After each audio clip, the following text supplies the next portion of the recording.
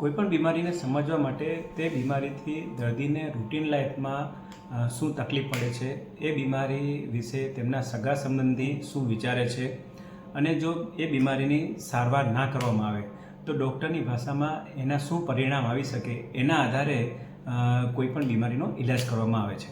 ખેંચ એટલે કે એપિલેપ્સી વય, અને આ બીમારીમાં દર્દીને 3 પ્રકારની સારવાર હોય છે. ખેંચની દવાઓ આપવામાં આવે છે જે રેગ્યુલર લેવાથી ખેંચ કંટ્રોલ થાય છે, અને જો ખેંચનું કારણ કોઈ જાણવા મળે તો એ કારણની પણ સારવાર કરવામાં આવે છે. અને ઘણીવાર દર્દીને રૂટીન લાઈફમાં પણ અમુક ધ્યાન પ્રિકોશન રાખવાના હોય છે. ખેંચની સારવાર માટે પ્રથમ તબક્કે દર્દીને ખેંચનું કારણ શું છે એ જાણવું જરૂરી છે, જેના માટે મુખ્યત્વે 2 પ્રકારના ઇન્વેસ્ટિગેશન રિપોર્ટ હોય છે.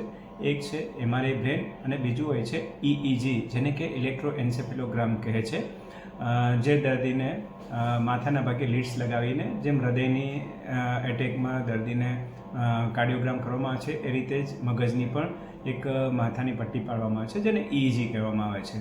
આ બેના આધારે દર્દીને દવાથી સારવાર કરવી કે ઓપરેશન કરવું એ નક્કી કરવામાં આવે.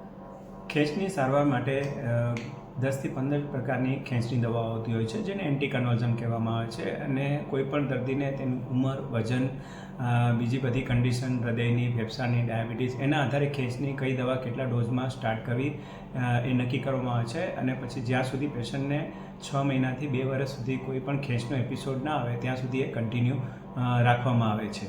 અને ખેંચની દવા લીધા પછી પણ અમુક વસ્તુ અને અમુક પરિબળોનું ધ્યાન રાખવું પડે છે કે ઘણીવાર ખેંચની દવા ચાલુ હોવા છતાં પણ દર્દીને એ પરિબળોને કારણે ખેંચ આવી શકે છે, તો જેને રિસ્ક ફેક્ટર કહે છે અથવા ટ્રિગર ફેક્ટર કહે છે, જે અવોઇડ કરવા જોઈએ.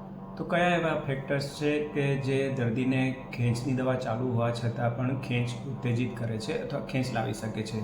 તો પહેલું કોમન કારણ છે કે અપૂરતી ઊંઘ. બીજું કારણ છે કે અનિયમિત ખોરાક અથવા ભૂખ્યા રહેવું અથવા ઉપવાસ કરવું. ત્રીજું ફ્લેશિંગ લાઇટ્સ, ઘૂંઘાટવાળી જગ્યા અને વધુ પડતા પ્રકાશવાળી જગ્યા ખેંચને ઉત્તેજિત કરી શકે છે. તે જ રીતે TV, mobile, camera, computer, laptop, જો એનો સ્ક્રીન ટાઈમ 24 કલાકમાં 2 કલાકથી વધારે હોય તો દર્દીને ખેંચ ઉત્તેજિત થાય છે. ચોથું, નિયમિત ઊંઘ.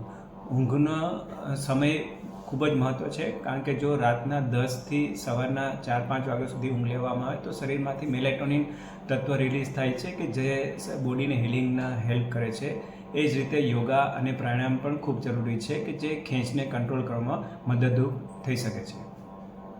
તો આ એક દર્દી છે જે 6 વર્ષથી ખેંચની બીમારીથી પીડાય છે, અને 1 વર્ષ પહેલાં જ એનું MRI કરીને નિદાન કરવામાં આવેલું છે કે દર્દીને જમણી બાજુના મોટા મગજમાં ગાંઠ છે, છતાં પણ 1 વર્ષ સુધી એ ઇગ્નોર રહ્યા છે, અને હવે એ ઓપરેશન માટે તૈયાર થયા છે.